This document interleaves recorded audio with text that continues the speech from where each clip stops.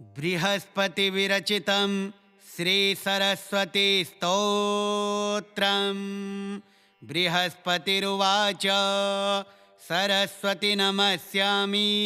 चेतनां हृदि संस्थितां कण्ठस्थां पद्मयोनिं त्वां ह्रीङ्कारां सुप्रियां सदा मतिदां वरदां चैव सर्वकामफलप्रदां केशवस्य प्रियां देवीं वीणाहस्ताम्बरप्रदां मन्त्रप्रियां सदा हृद्यां कुमतिध्वंसकारिणीं स्वप्रकाशां निरालम्बाम् अज्ञानतिमिरापहां मोक्षप्रियां शुभां नित्यां सुभगां शोभनप्रियां पद्मोपविष्टां कुण्डलिनीं शुक्लवस्त्रां मनोहराम् आदित्यमण्डले लीनां प्रणमामि जनप्रियां ज्ञानाकारां जगद्वीपां भक्तविघ्नविनाशिनीम् इति सत्यं स्तुता देवी वागीशेन महात्मना आत्मानं दर्शयामास शरदिन्दुसमप्रभां। श्रीसरस्वत्युवाच वरं वृणीष्व भद्रं त्वं यत्ते मनसि वर्तते। बृहस्पतिरुवाच प्रसन्ना यदि मे देवी परं ज्ञानं प्रयच्छ मे। श्रीसरस्वत्युवाच दत्तं ते निर्मलं ज्ञानं कुमतिध्वंसकारकं स्तोत्रेणानेन मां भक्त्या ये स्तुवन्ति सदा नराः लभन्ते परमं ज्ञानं मम तुल्यपराक्रमाः कवित्वं मत्प्रसादेन प्राप्नुवन्ति मनोगतं त्रिसन्ध्यं प्रयतो भूत्वा यस्त्विमं पठते नरः तस्य कण्ठे सदा वासं करिष्यामि न संशयः। बृहस्पतिरुवाच सरस्वती नमस्यामि चेतनां हृदि संस्थितां कण्ठस्थां पद्मयोनिं त्वां ह्रीङ्कारां सुप्रियां सदा मतिदां वरदां चैव सर्वकामफलप्रदां केशवस्य प्रियां देवीं वीणाहस्ताम्बरप्रदां मन्त्रप्रियां सदा हृद्यां कुमतिध्वंसकारिणीं स्वप्रकाशां निरालम्बाम् अज्ञानतिमिरापहां मोक्षप्रियां शुभां नित्यां सुभगां शोभनप्रियां पद्मोपविष्टां कुण्डलिनीं शुक्लवस्त्रां मनोहराम् आदित्यमण्डले लीनां प्रणमामि जनप्रियां ज्ञानाकारां जगद्वीपां भक्तविघ्नविनाशिनीम् इति सत्यं स्तुता देवी वागीशेन महात्मना आत्मानं दर्शयामास शरदिन्दुसमप्रभां। श्रीसरस्वत्युवाच वरं वृणीष्व भद्रं त्वं यत्ते मनसि वर्तते। बृहस्पतिरुवाच प्रसन्ना यदि मे देवी परं ज्ञानं प्रयच्छ मे। श्रीसरस्वत्युवाच दत्तं ते निर्मलं ज्ञानं कुमतिध्वंसकारकं स्तोत्रेणानेन मां भक्त्या ये स्तुवन्ति सदा नराः लभन्ते परमं ज्ञानं मम तुल्यपराक्रमाः कवित्वं मत्प्रसादेन प्राप्नुवन्ति मनोगतं त्रिसन्ध्यं प्रयतो भूत्वा यस्त्विमं पठते नरः तस्य कण्ठे सदा वासं करिष्यामि न संशयः। बृहस्पतिरुवाच सरस्वती नमस्यामि चेतनां हृदि संस्थितां कंठस्थां पद्मयोनिं त्वां ह्रीङ्कारां सुप्रियां सदा मतिदां वरदां चैव सर्वकामफलप्रदां केशवस्य प्रियां देवीं वीणाहस्ताम्बरप्रदां मन्त्रप्रियां सदा हृद्यां कुमतिध्वंसकारिणीं स्वप्रकाशां निरालम्बाम् अज्ञानतिमिरापहां मोक्षप्रियां शुभां नित्यां सुभगां शोभनप्रियां पद्मोपविष्टां कुण्डलिनीं शुक्लवस्त्रां मनोहराम् आदित्यमण्डले लीनां प्रणमामि जनप्रियां ज्ञानाकारां जगद्वीपां भक्तविघ्नविनाशिनीम् इति सत्यं स्तुता देवी वागीशेन महात्मना आत्मानं दर्शयामास शरदिन्दुसमप्रभां श्रीसरस्वत्युवाच वरं वृणीष्व भद्रं त्वं यत्ते मनसि वर्तते बृहस्पतिरुवाच प्रसन्ना यदि मे देवी परं ज्ञानं प्रयच्छ मे श्रीसरस्वत्युवाच दत्तं ते निर्मलं ज्ञानं कुमतिध्वंसकारकं स्तोत्रेणानेन मां भक्त्या ये स्तुवन्ति सदा नराः लभन्ते परमं ज्ञानं मम तुल्यपराक्रमाः कवित्वं मत्प्रसादेन प्राप्नुवन्ति मनोगतं त्रिसन्ध्यं प्रयतो भूत्वा यस्त्विमं पठते नरः तस्य कंठे सदा वासं करिष्यामि न संशयः। बृहस्पतिरुवाच सरस्वती नमस्यामि चेतनां हृदि संस्थितां कंठस्थां पद्मयोनिं त्वां ह्रीङ्कारां सुप्रियां सदा मतिदां वरदां चैव सर्वकामफलप्रदां केशवस्य प्रियां देवीं वीणाहस्ताम्बरप्रदां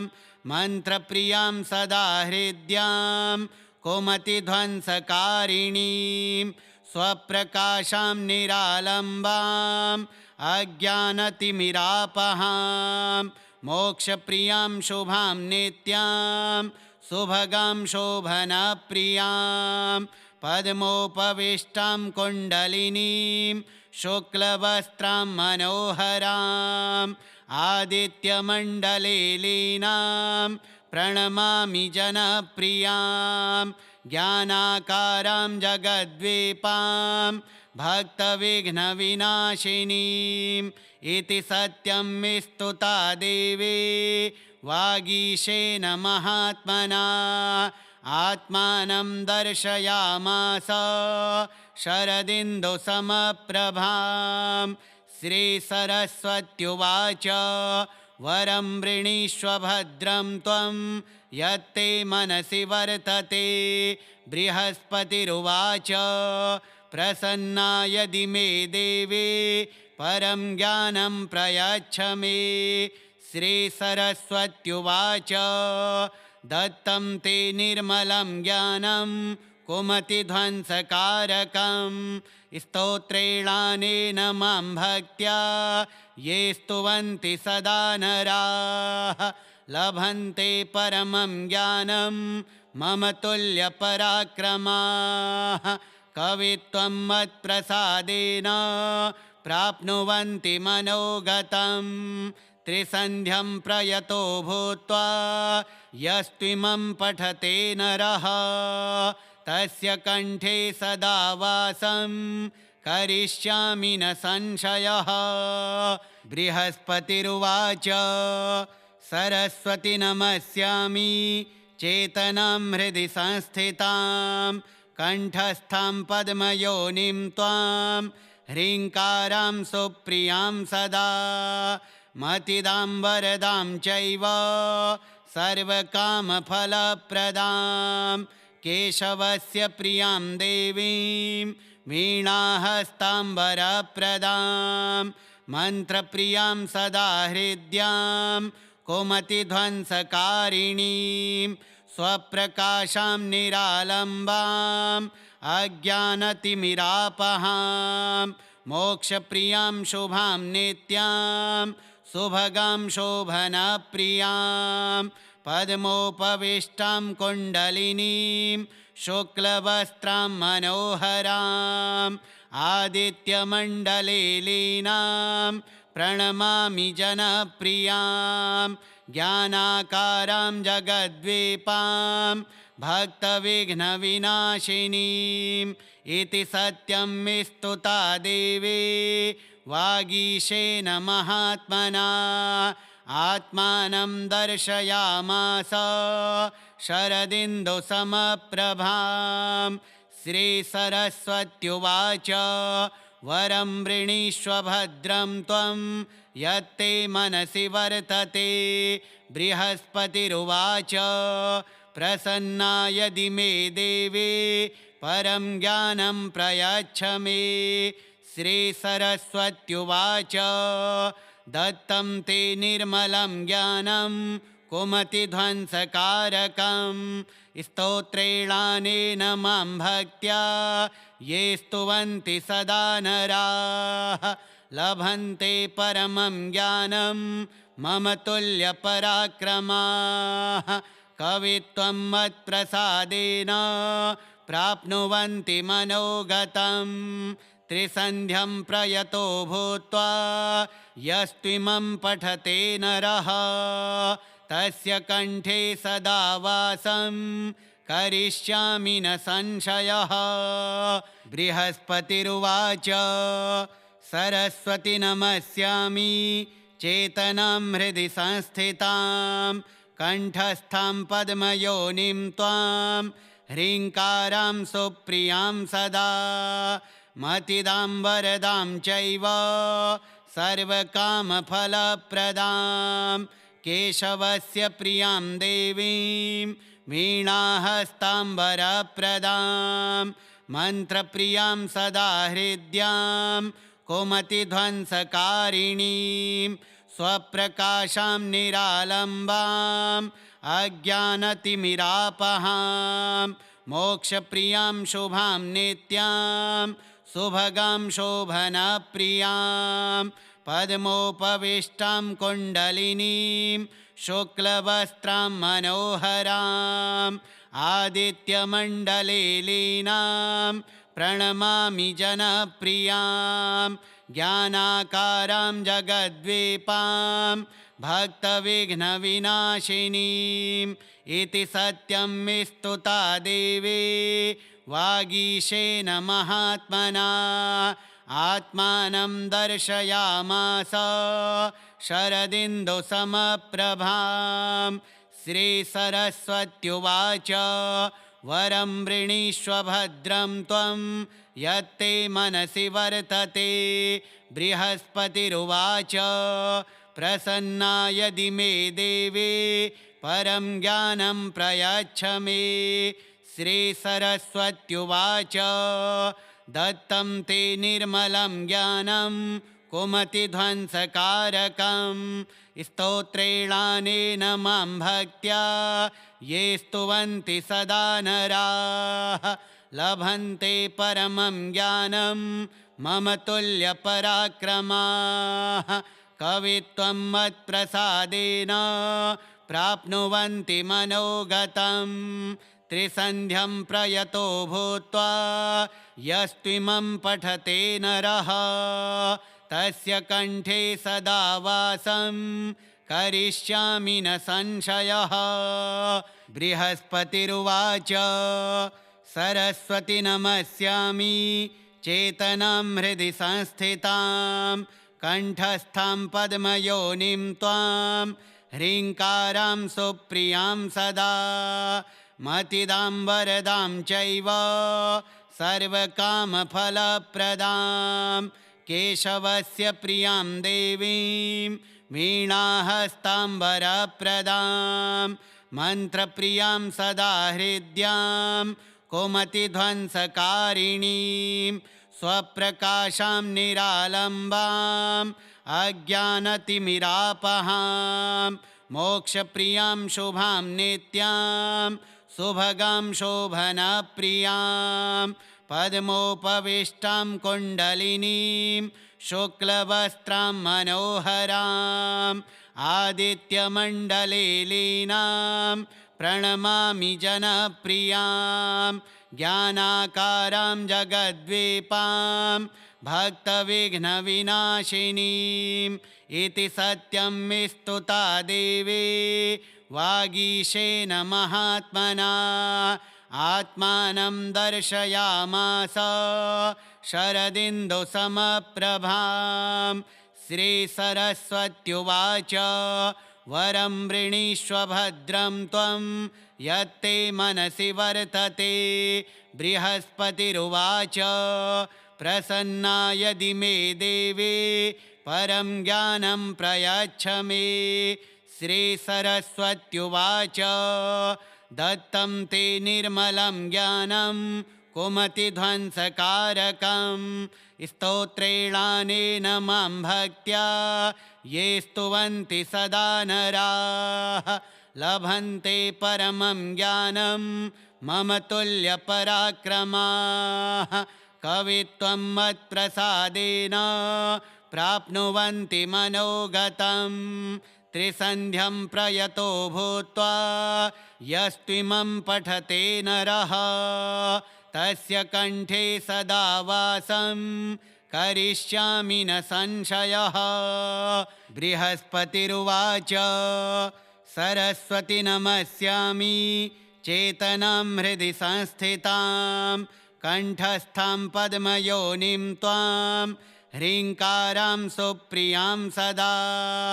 मतिदां वरदां चैव सर्वकामफलप्रदां केशवस्य प्रियां देवीं वीणाहस्ताम्बरप्रदां मन्त्रप्रियां सदा हृद्यां कुमतिध्वंसकारिणीं स्वप्रकाशां निरालम्बाम् अज्ञानतिमिरापहां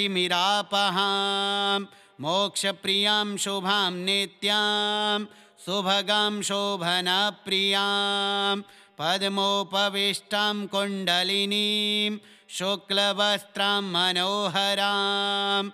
आदित्यमण्डले लीनां प्रणमामि जनप्रियां ज्ञानाकारां जगद्वीपां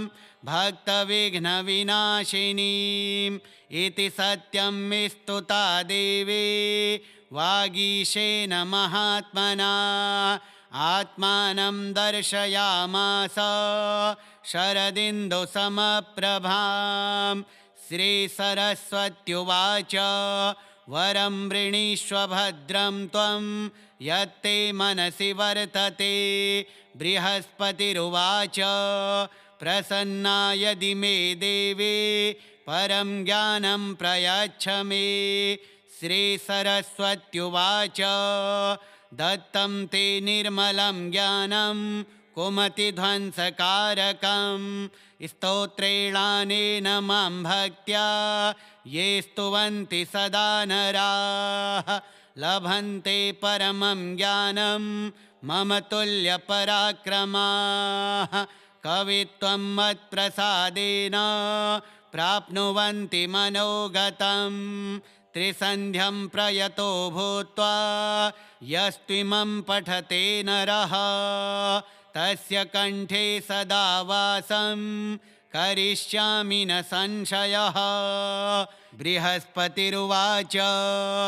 सरस्वती नमस्यामि चेतनां हृदि संस्थितां कंठस्थां पद्मयोनिं त्वां ह्रीङ्कारां सुप्रियां सदा मतिदां वरदां चैव सर्वकामफलप्रदां केशवस्य प्रियां देवीं वीणाहस्ताम्बरप्रदां मन्त्रप्रियां सदा हृद्यां कुमतिध्वंसकारिणीं स्वप्रकाशां निरालम्बाम् अज्ञानतिमिरापहां मोक्षप्रियां शुभां नित्यां सुभगां शोभनप्रियां पद्मोपविष्टां कुण्डलिनीं शुक्लवस्त्रां मनोहराम् आदित्यमण्डले लीनां प्रणमामि जनप्रियां ज्ञानाकारां जगद्वीपां भक्तविघ्नविनाशिनीम् इति सत्यं स्तुता देवी वागीशेन महात्मना आत्मानं दर्शयामास शरदिन्दुसमप्रभां श्रीसरस्वत्युवाच वरं वृणीष्व भद्रं त्वं यत्ते मनसि वर्तते बृहस्पतिरुवाच प्रसन्ना यदि मे देवी परं ज्ञानं प्रयच्छ मे श्रीसरस्वत्युवाच दत्तं ते निर्मलं ज्ञानं कुमतिध्वंसकारकं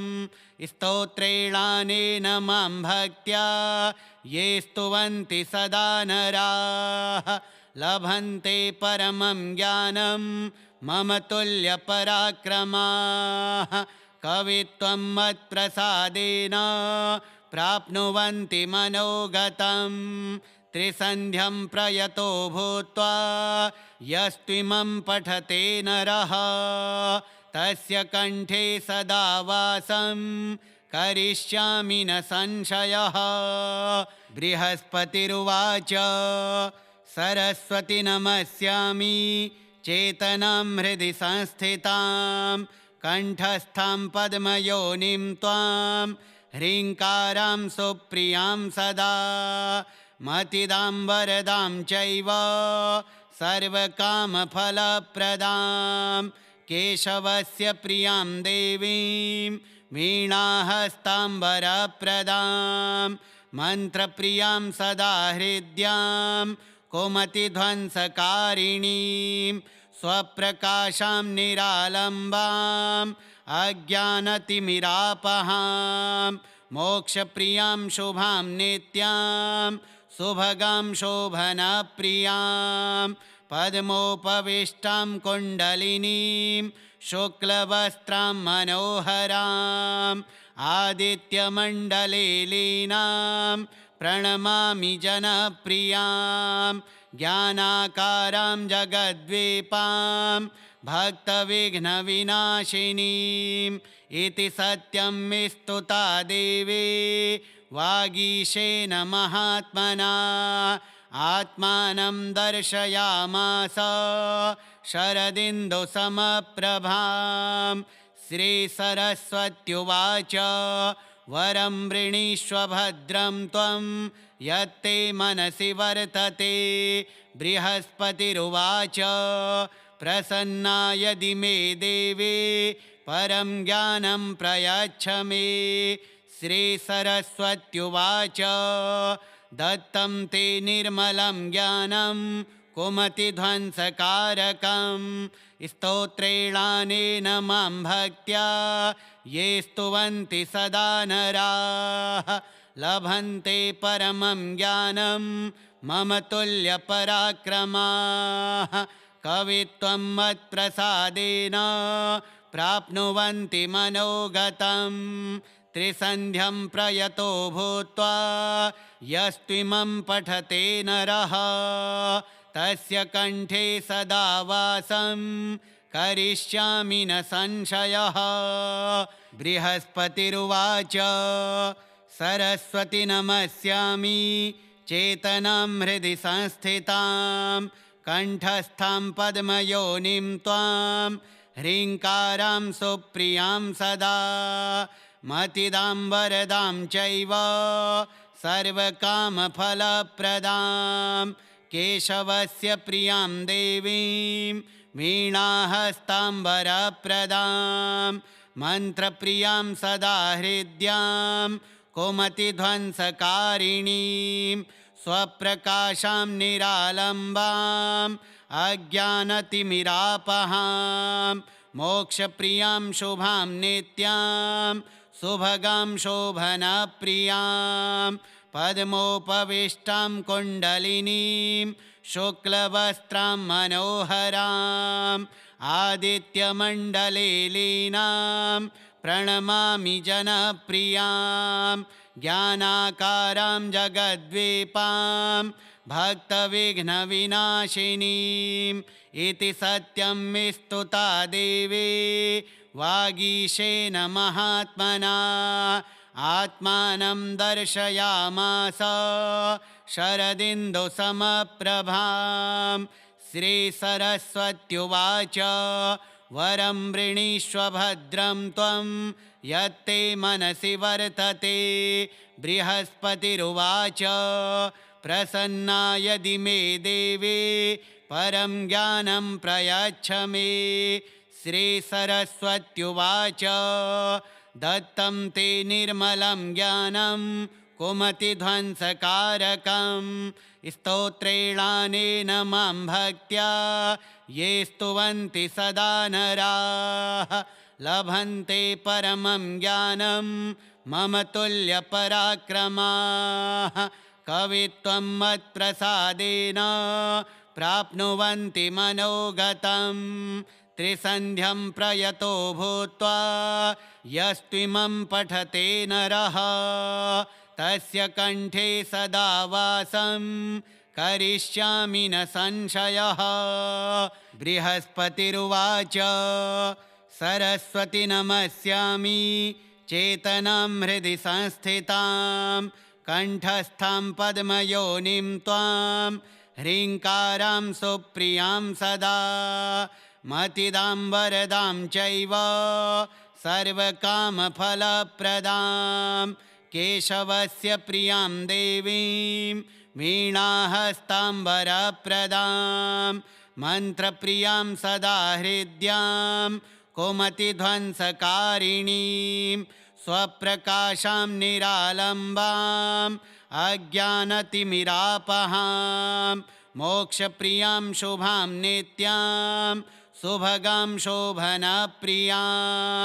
पद्मोपविष्टां कुण्डलिनीं शुक्लवस्त्रां मनोहराम् आदित्यमण्डले लीनां प्रणमामि जनप्रियां ज्ञानाकारां जगद्वीपां भक्तविघ्नविनाशिनीम् इति सत्यं स्तुता देवी वागीशेन महात्मना आत्मानं दर्शयामास शरदिन्दुसमप्रभां श्रीसरस्वत्युवाच वरं वृणीष्व भद्रं त्वं यत्ते मनसि वर्तते बृहस्पतिरुवाच प्रसन्ना यदि मे देवी परं ज्ञानं प्रयच्छ मे श्रीसरस्वत्युवाच दत्तं ते निर्मलं ज्ञानं कुमतिध्वंसकारकं स्तोत्रेणानेन मां भक्त्या ये स्तुवन्ति सदा नराः लभन्ते परमं ज्ञानं मम तुल्यपराक्रमाः कवित्वं मत्प्रसादेन प्राप्नुवन्ति मनोगतं त्रिसन्ध्यं प्रयतो भूत्वा यस्त्विमं पठते नरः तस्य कण्ठे सदा वासं करिष्यामि न संशयः बृहस्पतिरुवाच सरस्वति नमस्यामि चेतनां हृदि संस्थितां कण्ठस्थां पद्मयोनिं त्वां ह्रीङ्कारां सुप्रियां सदा मतिदां वरदां चैव सर्वकामफलप्रदां केशवस्य प्रियां देवीं वीणाहस्ताम्बरप्रदां मन्त्रप्रियां सदा हृद्यां कुमतिध्वंसकारिणीं स्वप्रकाशां निरालम्बाम् अज्ञानतिमिरापहां मोक्षप्रियां शुभां नित्यां सुभगां शोभनप्रियां पद्मोपविष्टां कुण्डलिनीं शुक्लवस्त्रां मनोहराम् आदित्यमण्डले लीनां प्रणमामि जनप्रियां ज्ञानाकारां जगद्वीपां भक्तविघ्नविनाशिनीम् इति सत्यं स्तुता देवी वागीशेन महात्मना आत्मानं दर्शयामास शरदिन्दुसमप्रभां श्रीसरस्वत्युवाच वरं वृणीष्व भद्रं त्वं यत्ते मनसि वर्तते बृहस्पतिरुवाच प्रसन्ना यदि मे देवी परं ज्ञानं प्रयच्छ मे श्रीसरस्वत्युवाच दत्तं ते निर्मलं ज्ञानं कुमतिध्वंसकारकं स्तोत्रेणानेन मां भक्त्या ये स्तुवन्ति सदा नराः लभन्ते परमं ज्ञानं मम तुल्यपराक्रमाः कवित्वं मत्प्रसादेन प्राप्नुवन्ति मनोगतं त्रिसन्ध्यं प्रयतो भूत्वा यस्त्विमं पठते नरः तस्य कण्ठे सदा वासं करिष्यामि न संशयः बृहस्पतिरुवाच सरस्वती नमस्यामि चेतनां हृदि संस्थितां कण्ठस्थां पद्मयोनिं त्वां ह्रीङ्कारां सुप्रियां सदा मतिदां वरदां चैव सर्वकामफलप्रदां केशवस्य प्रियां देवीं वीणाहस्ताम्बरप्रदां मन्त्रप्रियां सदा हृद्यां कुमतिध्वंसकारिणीं स्वप्रकाशां निरालम्बाम् अज्ञानतिमिरापहां मोक्षप्रियां शुभां नित्यां सुभगां शोभनप्रियां पद्मोपविष्टां कुण्डलिनीं शुक्लवस्त्रां मनोहराम् आदित्यमण्डले लीनां प्रणमामि जनप्रियां ज्ञानाकारां जगद्वीपां भक्तविघ्नविनाशिनीम् इति सत्यं स्तुता देवी वागीशेन महात्मना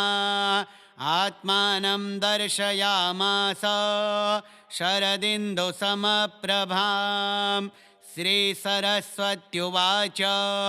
वरं वृणीष्व भद्रं त्वं यत्ते मनसि वर्तते बृहस्पतिरुवाच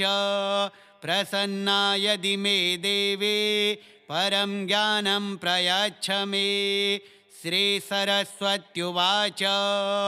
दत्तं ते निर्मलं ज्ञानं कुमतिध्वंसकारकं स्तोत्रेणानेन मां भक्त्या ये स्तुवन्ति सदा नराः लभन्ते परमं ज्ञानं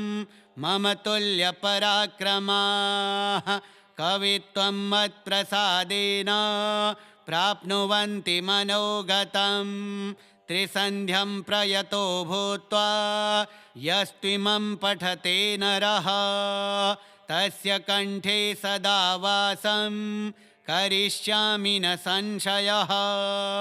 बृहस्पतिरुवाच सरस्वती नमस्यामि चेतनां हृदि संस्थितां कण्ठस्थां पद्मयोनिं त्वां ह्रीङ्कारां सुप्रियां सदा मतिदां वरदां चैव सर्वकामफलप्रदां केशवस्य प्रियां देवीं वीणाहस्ताम्बरप्रदां मन्त्रप्रियां सदा हृद्यां कुमतिध्वंसकारिणीं स्वप्रकाशां निरालम्बाम् अज्ञानतिमिरापहां मोक्षप्रियां शुभां नित्यां सुभगां शोभनप्रियां पद्मोपविष्टां कुण्डलिनीं शुक्लवस्त्रां मनोहराम् आदित्यमण्डले लीनां प्रणमामि जनप्रियां ज्ञानाकारां जगद्वीपां भक्तविघ्नविनाशिनीम् इति सत्यं स्तुता देवी वागीशेन महात्मना आत्मानं दर्शयामास शरदिन्दुसमप्रभां श्रीसरस्वत्युवाच वरं वृणीष्व भद्रं त्वं यत्ते मनसि वर्तते बृहस्पतिरुवाच प्रसन्ना यदि मे देवी परं ज्ञानं प्रयच्छ मे श्रीसरस्वत्युवाच दत्तं ते निर्मलं ज्ञानं कुमतिध्वंसकारकं स्तोत्रेणानेन मां भक्त्या ये स्तुवन्ति सदा नराः लभन्ते परमं ज्ञानं मम तुल्यपराक्रमाः कवित्वं मत्प्रसादेन प्राप्नुवन्ति मनोगतं त्रिसन्ध्यं प्रयतो भूत्वा यस्त्विमं पठते नरः तस्य कण्ठे सदा वासं करिष्यामि न संशयः बृहस्पतिरुवाच सरस्वति नमस्यामि चेतनां हृदि संस्थितां कण्ठस्थां पद्मयोनिं त्वां ह्रीङ्कारां सुप्रियां सदा मतिदां वरदां चैव सर्वकामफलप्रदां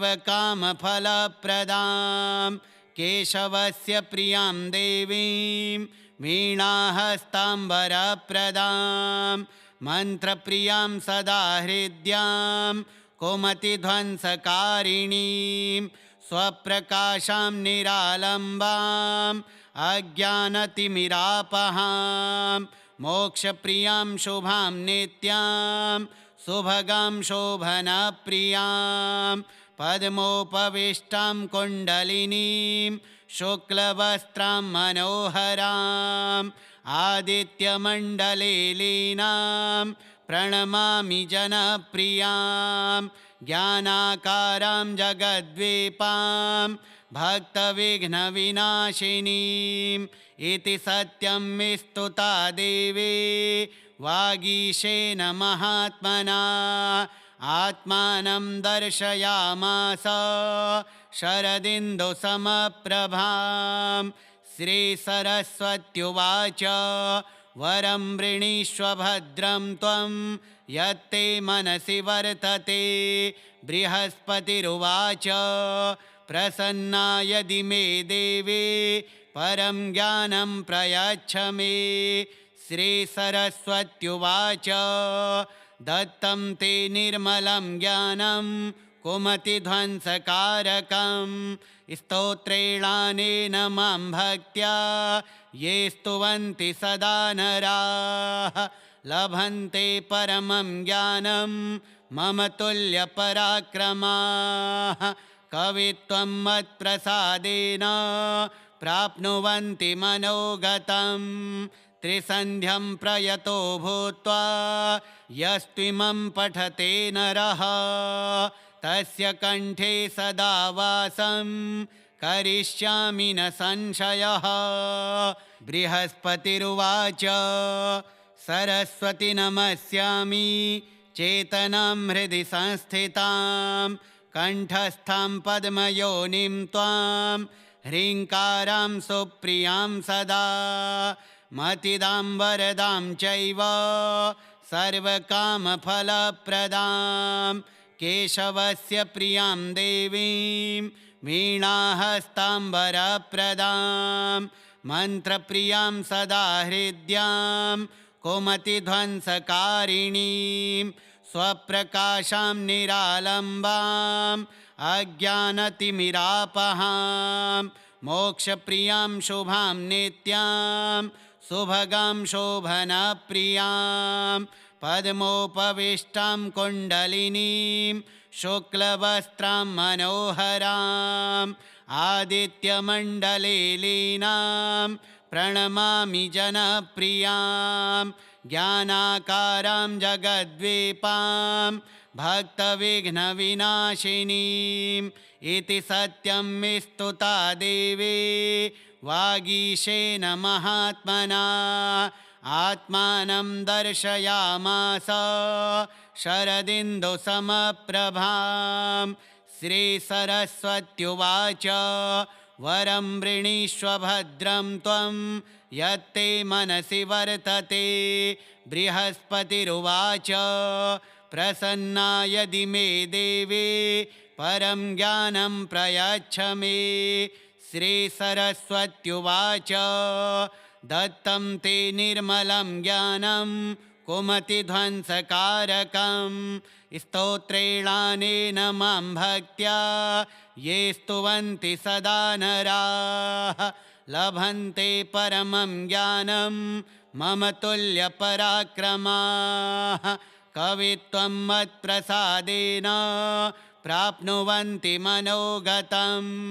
त्रिसन्ध्यं प्रयतो भूत्वा यस्त्विमं पठते नरः तस्य कण्ठे सदा वासं करिष्यामि न संशयः। बृहस्पतिरुवाच सरस्वति नमस्यामि चेतनां हृदि संस्थितां कण्ठस्थां पद्मयोनिं त्वां ह्रीङ्कारां सुप्रियां सदा मतिदां वरदां चैव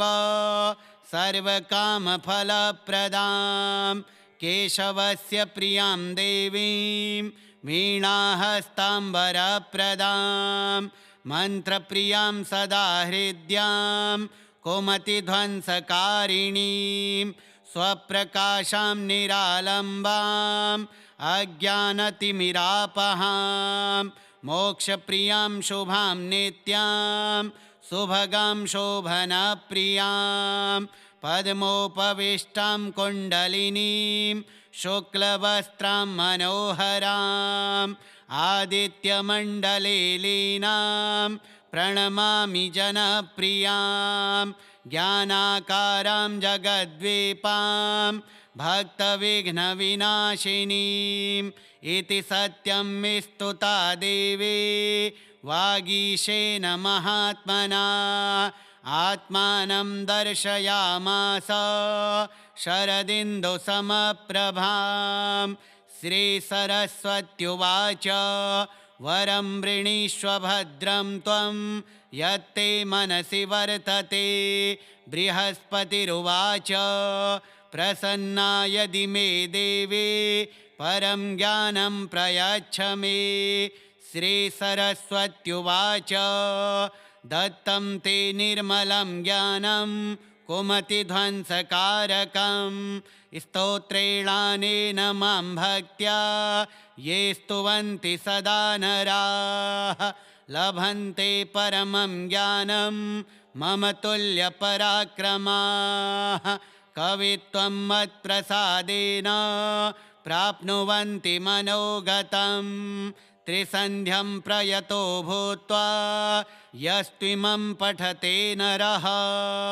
तस्य कण्ठे सदा वासं करिष्यामि न संशयः। बृहस्पतिरुवाच सरस्वति नमस्यामि चेतनां हृदि संस्थितां कण्ठस्थां पद्मयोनिं त्वां ह्रीङ्कारां सुप्रियां सदा मतिदां वरदां चैव सर्वकामफलप्रदां केशवस्य प्रियां देवीं वीणाहस्ताम्बरप्रदां मन्त्रप्रियां सदा हृद्यां कुमतिध्वंसकारिणीं स्वप्रकाशां निरालम्बाम् अज्ञानतिमिरापहां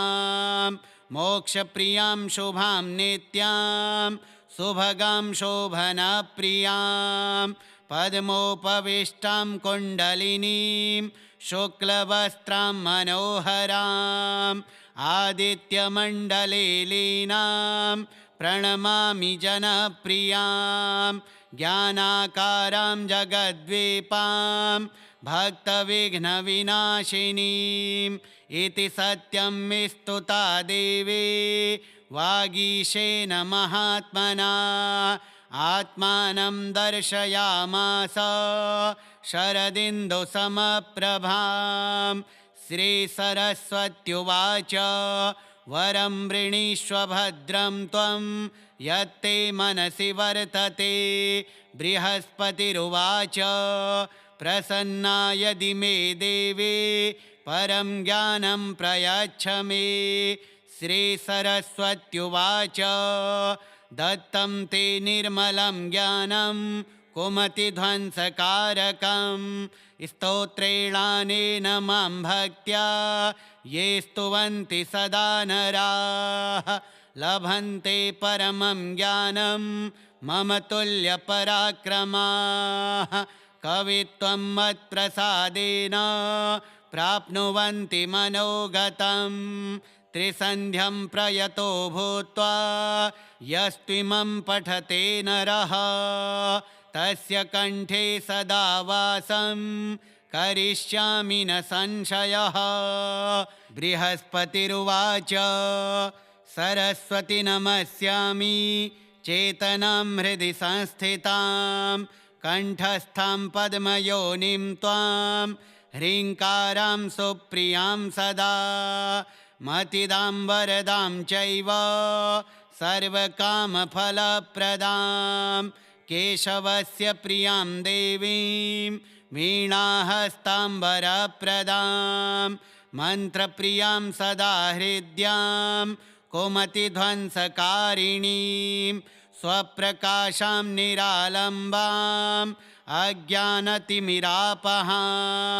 मोक्षप्रियां शुभां नित्यां सुभगां शोभनप्रियां पद्मोपविष्टां कुण्डलिनीं शुक्लवस्त्रां मनोहराम्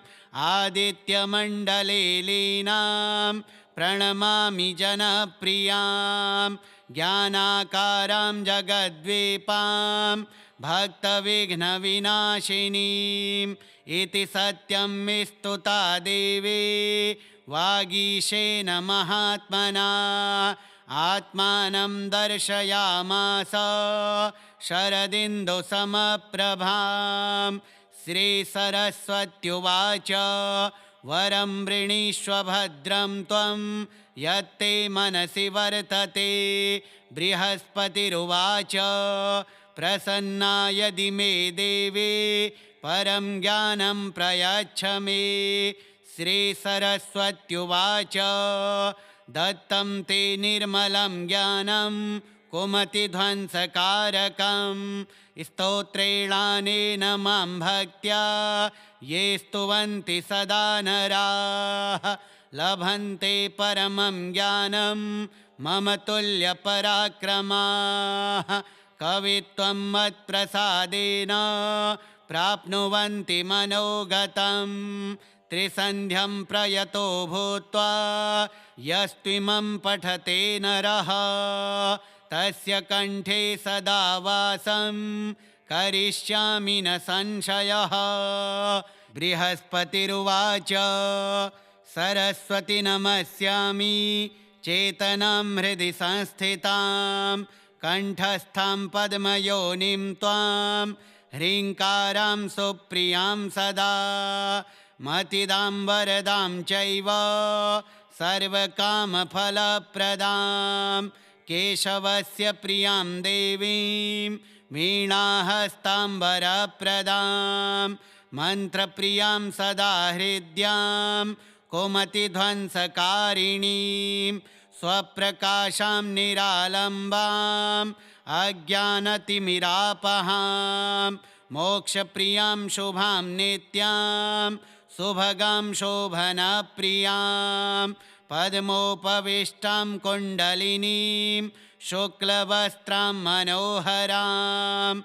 आदित्यमण्डले लीनां प्रणमामि जनप्रियां ज्ञानाकारां जगद्वीपां भक्तविघ्नविनाशिनीम् इति सत्यं स्तुता देवी वागीशेन महात्मना आत्मानं दर्शयामास शरदिन्दुसमप्रभां श्रीसरस्वत्युवाच वरं वृणीष्व भद्रं त्वं यत्ते मनसि वर्तते बृहस्पतिरुवाच प्रसन्ना यदि मे देवी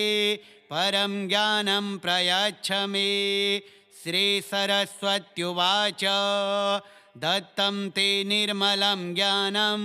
कुमतिध्वंसकारकं स्तोत्रेणानेन मां भक्त्या ये स्तुवन्ति सदा नराः लभन्ते परमं ज्ञानं मम तुल्यपराक्रमाः कवित्वं मत्प्रसादेन प्राप्नुवन्ति मनोगतं त्रिसन्ध्यं प्रयतो भूत्वा यस्त्विमं पठते नरः तस्य कंठे सदा वासं करिष्यामि न संशयः। बृहस्पतिरुवाच सरस्वती नमस्यामि चेतनां हृदि संस्थितां कंठस्थां पद्मयोनिं त्वां ह्रीङ्कारां सुप्रियां सदा मतिदां वरदां चैव सर्वकामफलप्रदां केशवस्य प्रियां देवीं वीणाहस्ताम्बरप्रदां मन्त्रप्रियां सदा हृद्यां कुमतिध्वंसकारिणीं स्वप्रकाशां निरालम्बाम् अज्ञानतिमिरापहां मोक्षप्रियां शुभां नित्यां सुभगां शोभनप्रियां पद्मोपविष्टां कुण्डलिनीं शुक्लवस्त्रां मनोहराम् आदित्यमण्डले लीनां प्रणमामि जनप्रियां ज्ञानाकारां जगद्वीपां भक्तविघ्नविनाशिनीम् इति सत्यं स्तुता देवी वागीशेन महात्मना आत्मानं दर्शयामास शरदिन्दुसमप्रभां श्रीसरस्वत्युवाच वरं वृणीष्व भद्रं त्वं यत्ते मनसि वर्तते बृहस्पतिरुवाच प्रसन्ना यदि मे देवी परं ज्ञानं प्रयच्छ मे श्रीसरस्वत्युवाच दत्तं ते निर्मलं ज्ञानं कुमतिध्वंसकारकं स्तोत्रेणानेन मां भक्त्या ये स्तुवन्ति सदा नराः लभन्ते परमं ज्ञानं मम तुल्यपराक्रमाः कवित्वं मत्प्रसादेन प्राप्नुवन्ति मनोगतं त्रिसन्ध्यं प्रयतो भूत्वा यस्त्विमं पठते नरः तस्य कंठे सदा वासं करिष्यामि न संशयः। बृहस्पतिरुवाच सरस्वती नमस्यामि चेतनां हृदि संस्थितां कंठस्थां पद्मयोनिं त्वां ह्रीङ्कारां सुप्रियां सदा मतिदां वरदां चैव सर्वकामफलप्रदां केशवस्य प्रियां देवीं वीणाहस्ताम्बरप्रदां मन्त्रप्रियां सदा हृद्यां कुमतिध्वंसकारिणीं स्वप्रकाशां निरालम्बाम् अज्ञानतिमिरापहां मोक्षप्रियां शुभां नित्यां सुभगां शोभनप्रियां पद्मोपविष्टां कुण्डलिनीं शुक्लवस्त्रां मनोहराम् आदित्यमण्डले लीनां प्रणमामि जनप्रियां ज्ञानाकारां जगद्वीपां भक्तविघ्नविनाशिनीम् इति सत्यं स्तुता देवी वागीशेन महात्मना आत्मानं दर्शयामास शरदिन्दुसमप्रभां श्रीसरस्वत्युवाच वरं वृणीष्व भद्रं त्वं यत्ते मनसि वर्तते बृहस्पतिरुवाच प्रसन्ना यदि मे देवी परं ज्ञानं प्रयच्छ मे श्रीसरस्वत्युवाच दत्तं ते निर्मलं ज्ञानं कुमतिध्वंसकारकं स्तोत्रेणानेन मां भक्त्या ये स्तुवन्ति सदा नराः लभन्ते परमं ज्ञानं मम तुल्यपराक्रमाः कवित्वं मत्प्रसादेन प्राप्नुवन्ति मनोगतं त्रिसन्ध्यं प्रयतो भूत्वा यस्त्विमं पठते नरः तस्य कंठे सदा वासं करिष्यामि न संशयः। बृहस्पतिरुवाच सरस्वती नमस्यामि चेतनां हृदि संस्थितां कंठस्थां पद्मयोनिं त्वां ह्रीङ्कारां सुप्रियां सदा मतिदां वरदां चैव सर्वकामफलप्रदां केशवस्य प्रियां देवीं वीणाहस्ताम्बरप्रदां मन्त्रप्रियां सदा हृद्यां कुमतिध्वंसकारिणीं स्वप्रकाशां निरालम्बाम् अज्ञानतिमिरापहां मोक्षप्रियां शुभां नित्यां सुभगां शोभनप्रियां पद्मोपविष्टां कुण्डलिनीं शुक्लवस्त्रां मनोहराम् आदित्यमण्डले लीनां प्रणमामि जनप्रियां ज्ञानाकारां जगद्वीपां भक्तविघ्नविनाशिनीम् इति सत्यं स्तुता देवी वागीशेन महात्मना आत्मानं दर्शयामास शरदिन्दुसमप्रभां श्रीसरस्वत्युवाच वरं वृणीष्व भद्रं त्वं यत्ते मनसि वर्तते बृहस्पतिरुवाच प्रसन्ना यदि मे देवी परं ज्ञानं प्रयच्छ मे श्रीसरस्वत्युवाच दत्तं ते निर्मलं ज्ञानं कुमतिध्वंसकारकं स्तोत्रेणानेन मां भक्त्या ये स्तुवन्ति सदा नराः लभन्ते परमं ज्ञानं मम तुल्यपराक्रमाः कवित्वं मत्प्रसादेन प्राप्नुवन्ति मनोगतं त्रिसन्ध्यं प्रयतो भूत्वा यस्त्विमं पठते नरः तस्य कंठे सदा वासं करिष्यामि न संशयः। श्रीरुद्रयामले श्रीबृहस्पतिविरचितं सरस्वती स्तोत्रं श्रीसरस्वत्यार्पणमस्तु।